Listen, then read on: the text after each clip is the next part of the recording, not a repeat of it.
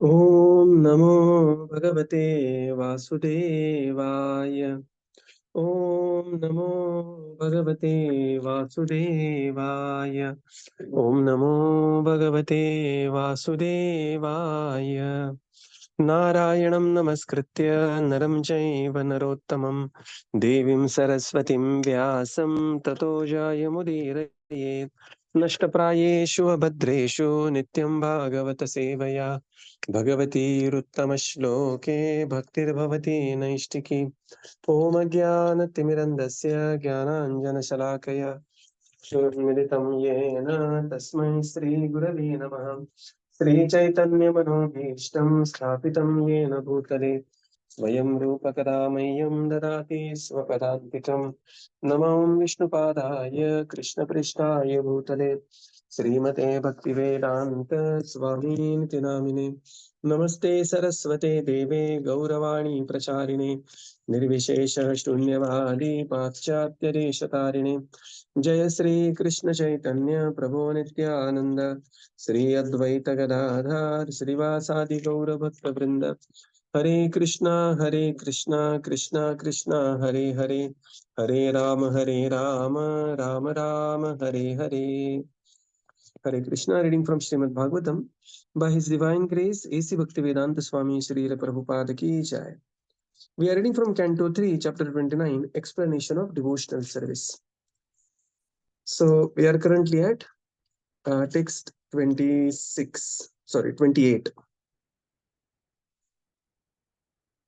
So very beautiful shlokas going on where Lord Kapila is giving instructions to Mother Devahūti, but through these instructions, these are very beautiful instructions Srila Prabhupada translates to devotees. So we come to text 28. Text 28. जीवश्रेष्ठा हि जीवानां ततः प्राणभृतः शुभे ततः सच्चित्ता प्रवरास् ततः च इन्द्रियवृत्तयः. Translation. Living entities are superior to inanimate objects, O blessed mother, and among them, living entities who display life symptoms are better. Animals with developed consciousness are better than them, and better still are those who have developed sense perception.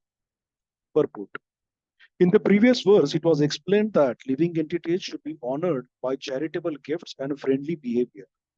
And in this verse and in the following verses, the description of different grades of living entities is given so that one can know when to behave friendly and when to give charity.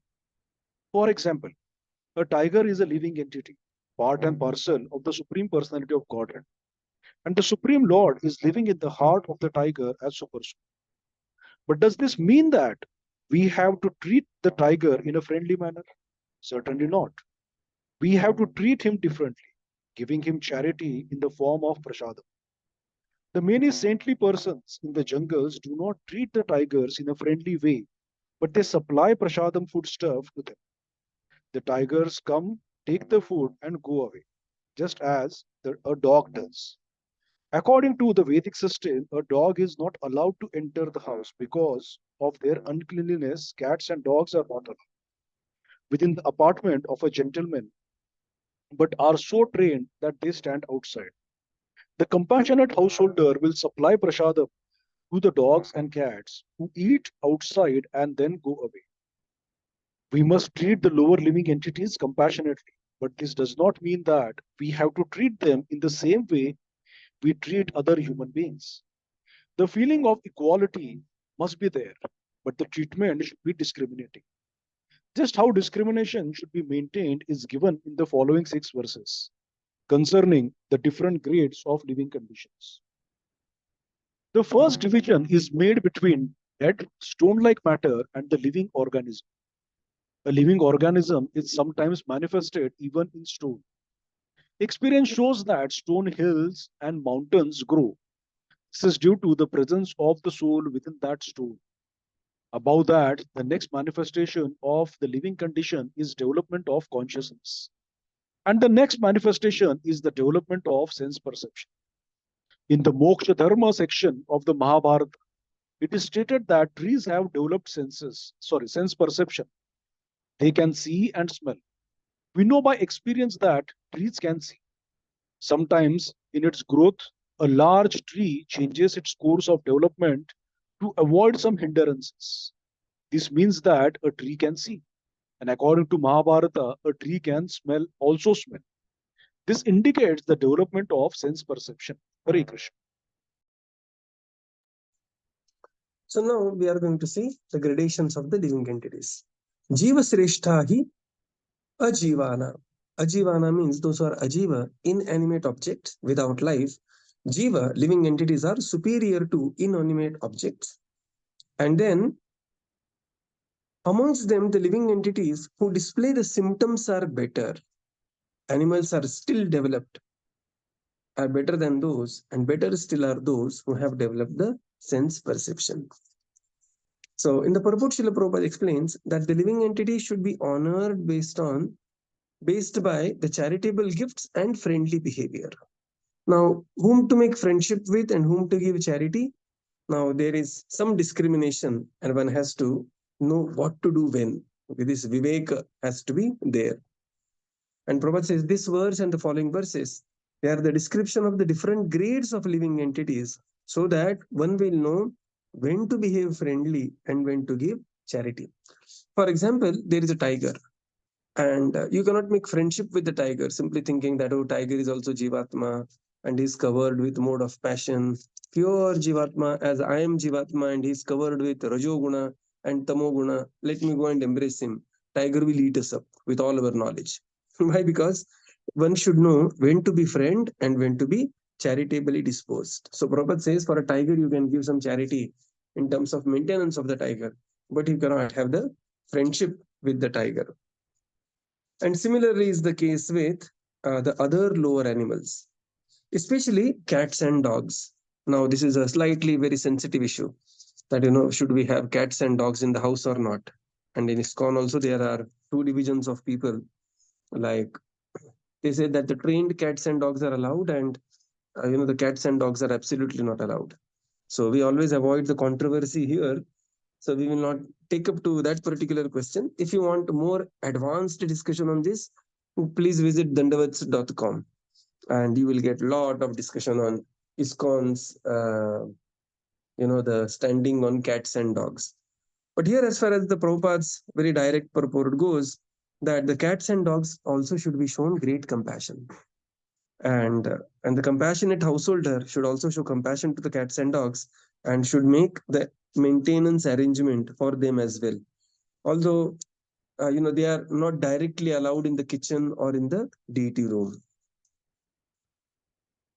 So this is how Prabhupada says, although there is equanimity in the vision, but there is uh, discrimination in treatment. This is important point. Equanimity in vision, but there is discrimination in the treatment that is offered.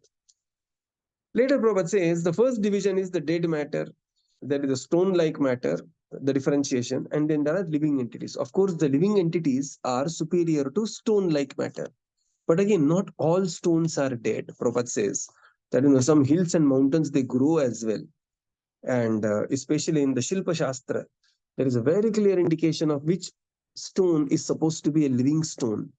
And when we are, the carving the deity of the stone, very specific instructions are there that which stone should be used for carving the deity. And for carving which deity, which stone is used. And that stone is required to be a living stone. So there are stones which are living stone as well. And then Prabhupada says, then there are trees who can see and smell. Look at this, the next Nobel Prize is hidden in Prabhupada's purport.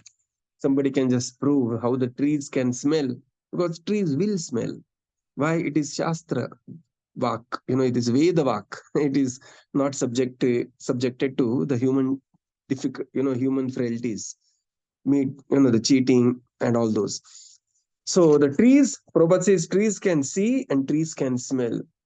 And while the smell, will require to be proved, and we accept the statement of the Shastra as it is, we don't wait for science to reach the Shastric conclusions.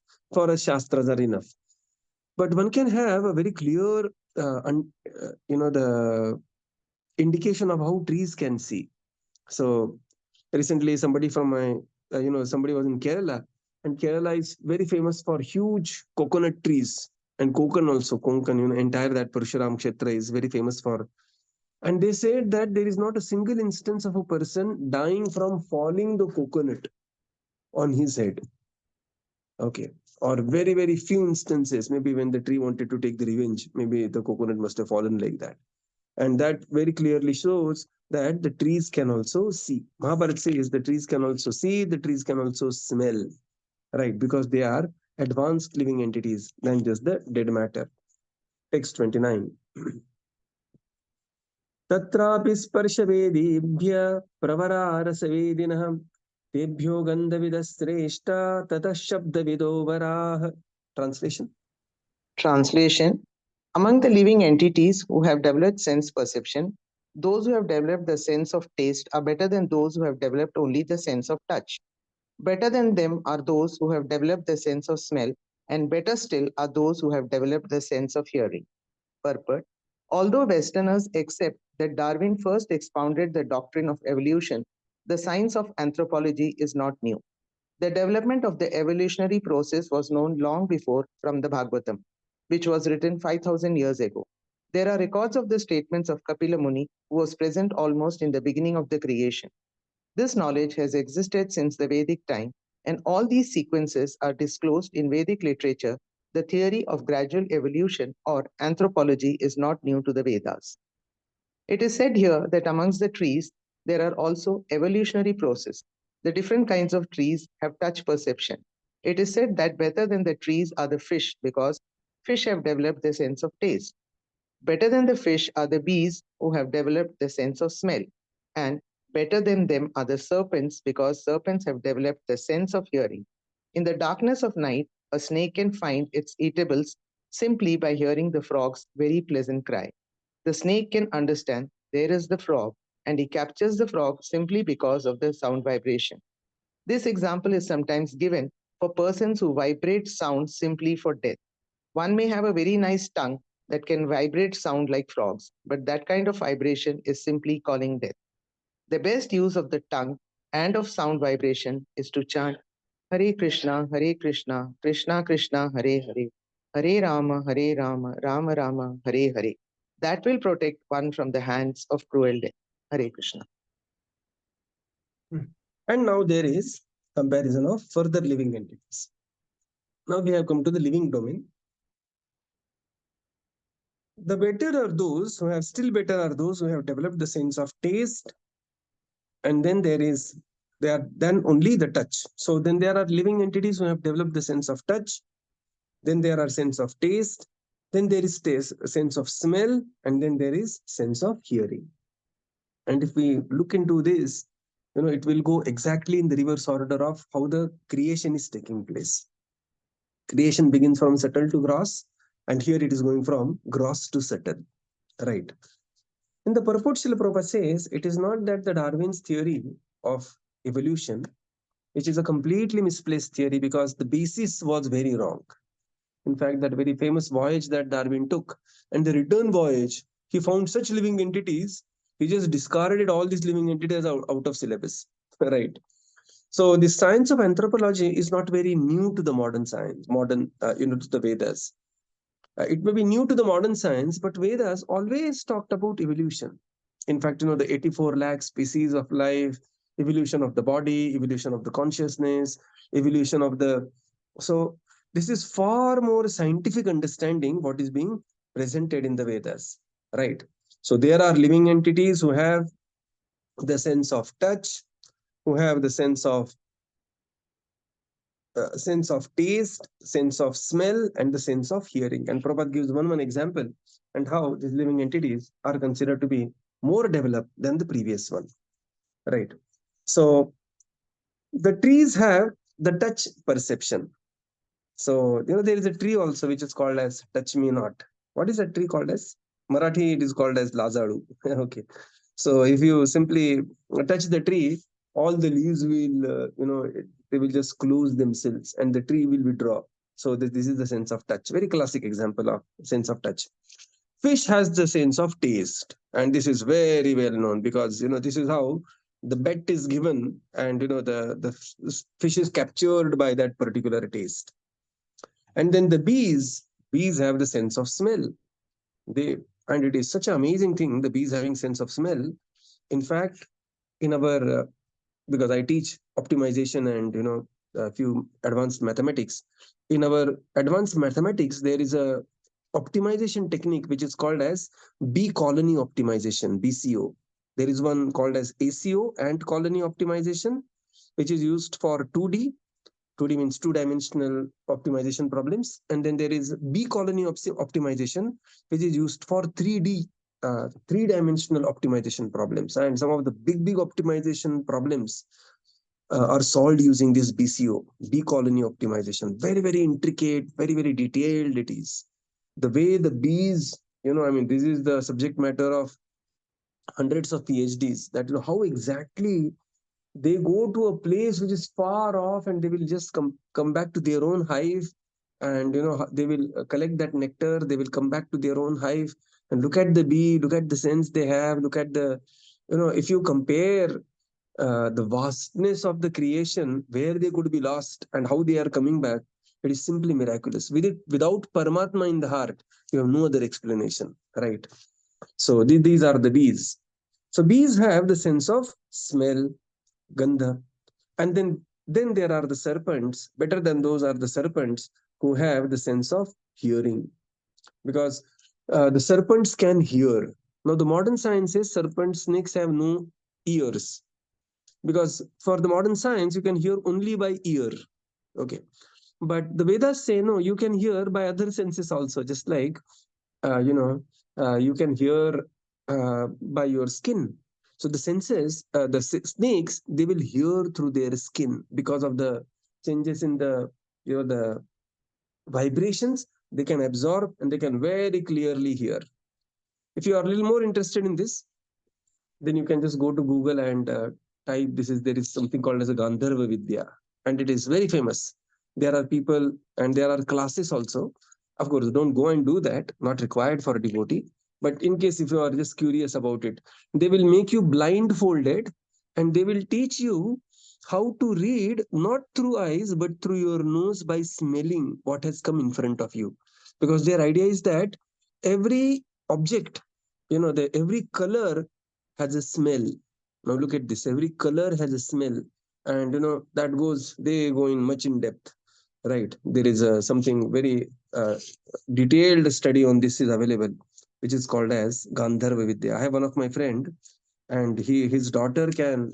You can just blindfold her, means put some patti around her like Gandhari, and you take, and she can very clearly read the visiting card. She said, oh, this is this visiting card, backside of the visiting card, everything was she was reading. Okay, so Prabhupada says the tongue is misused by the frog, and simply the tongue will be used for calling the snake of death. So this analogy is always given, the snake of death.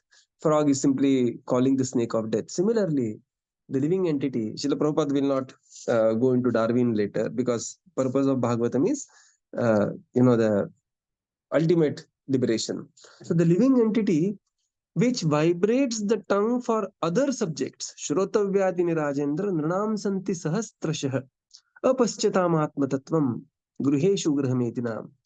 And for other subject, what happens is simply by excessive speech, one is reducing one's lifespan. And therefore, it is recommended that one should engage one's sense of speech, the tongue, for two things. What is the first thing? First thing is chanting Hare Krishna, Krishna Krishna, Hare Hare, Hare Rama, Rama Rama, Hare Hare. And the second is to taste prasadam. So this is how one can utilize one's tongue. So this is text 29. Text 30.